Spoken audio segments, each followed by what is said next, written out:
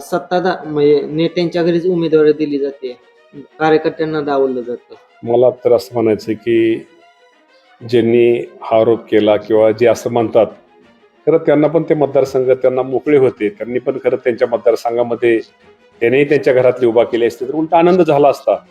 शेवटी असं एखाद्या घरामध्ये जर मुलगा किंवा मुलगी, मी हर्षण पाटलांच्या मुलीचं अंकिताचं उदाहरण घेतो, जर ती चांगलं काम करत असेल तर तिला नाही म्हणणं किंवा त्यांचा मुलाचा किंवा त्या मुलीचा काय त्यात दोष आहे की आपला वडील कुठेतरी राजकारणामध्ये कोणतं आहे. शेवटी ज्याच्या अंगात येतो तो सिद्ध करून दाखवत असतो. त्यामुळे उमेदवारी दिलेले आहेत. असं कोण टीका करतं त्याच्यावरती लक्ष देणं गरजेचं नाही. मी एक कॉमेंट्स करतो, एक वाचली, कुणीतरी कॉमेंट्स केली, त्या कॉमेंट्समध्ये खाली एक जणांनी लिहिलंय, दुसऱ्यावर टीका करण्यापेक्षा मग स्वतःच्या घरातली दुसऱ्याला हे करण्यापेक्षा स्वतःच्याच घरातली मग उमेदवार प्रत्येकाने उभा करायला पाहिजे, उभा करायला पाहिजे. खरं तर हर्षवर्धन